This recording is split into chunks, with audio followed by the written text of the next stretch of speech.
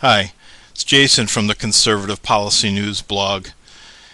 In my last post and in the video I put up, I said I believe the United States is in a state of civil war. I believe that it has been in this state for maybe 2 years, but at least since Barack Obama was elected president. So that's nothing new. I by no means promote civil war. I am just expressing from a conservative point of view. To conservatives, I'm kind of saying this is what we're in. This is what it feels like to be in a civil war. As a matter of fact, this week, Dennis Prager, a pretty mainstream conservative talk show host, even wrote an article about it. And the article is called "It's a Civil War, What Do We Do Now?" Throughout the article, he basically gives action items, but he says this at the end.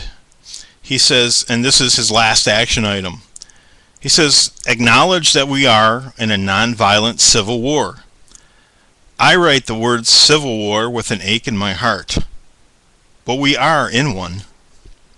Thank God this civil war is nonviolent. But the fact is that the left and the rest of the country share almost no values. The American value system and the leftist value system are irreconcilable. If the left wins, America's values lose. If American values prevail, the left loses. This week, I think, has even confirmed that. It has confirmed that even more, at least to me. Two things I wanted to talk about. I mean, hopefully briefly, but it's quite obvious to me that these two things prove that we're in a civil war. On Sunday, and I talked about this in my healthcare videos, there were videos taken of members of the Black Congressional Caucus walking through the Tea Party, and apparently one of the congressmen claimed that the N-word was yelled and people were spitting on him. Now that kind of created this outrage by conservatives, and one of the most notable things that happened was Andrew Breitbart, the guy who runs big journalism, big government, big Hollywood, and has been speaking at tea parties since they began. Has basically said he could find no video evidence, given that everybody has flip phones and video cameras. He could find absolutely no video evidence, and nobody has sent him any video evidence that the N-word was said. Now a video has emerged, and I put it on my blog post, of Congressman Cleaver, the alleged spitting at him. But as the video, I mean, clearly shows, the guy was yelling, and he had cupped his hands over his mouth, and he was just yelling, and probably some spit got emerged, and the congressman brushed by him with maybe like 2 inches to spare. So even that wasn't necessarily how it was portrayed in the congressional press release. Congress felt the need for a press release after those incidents. And Jack Cashill wrote a long article about this in American Thinker. He called it "The Anatomy of a Racial Smear," basically saying there was, very little evidence that these things were being said or that the people were being spit on, but yet the congressman wanted to make it a big issue, and the media kind of ran with it, and of course the leftist blogs ran with it.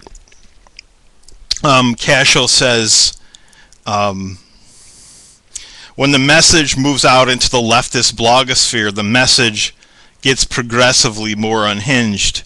One fairly typical YouTube site I visited, hoping to see evidence of the spitting as implied in the video's listing, instead reviled the teabaggers as homophobe, racist, bigots.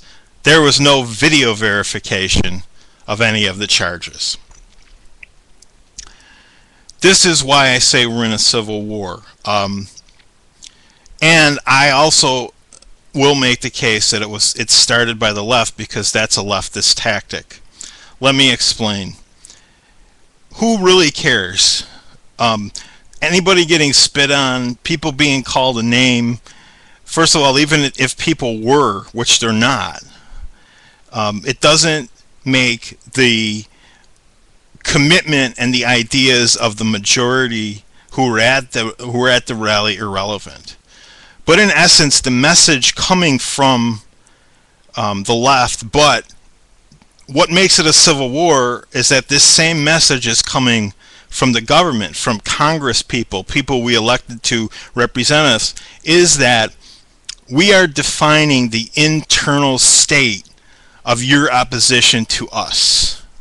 We are defining you as illegitimate, right? When we make a pronouncement that your entire movement has no valid ideas, we shouldn't listen to those ideas because you're racist, bigots, homophobes. See, what they're saying when they say that, and especially when it comes from people in government, especially when it comes from somebody as high up in government as the Speaker of the House of Representatives, what they're really saying is that you're not legitimate. You don't deserve to be in government. Your ideas should never be in government, right? That's what they're saying. They're defining you, and then they're delegitimizing you. And it's not just a blogger. It's not just a newspaper reporter. It's people in government. That's why I say we are in a civil war. The other incident that this week were the supposed attacks and acts of vandalism on Congress people. Again, the Democratic Congress people and their legions would not, even after Eric Cantor came out and said, look, this happens all the time, we don't release information about this, and even his office was shot at at the beginning of the week. Even after he released that information, the left wanted to insist that they were the only ones who were victims. They want to, again, they want to delegitimize conservatism. And that is what makes this a civil war. And let me tell you what else makes it a civil war before I end here.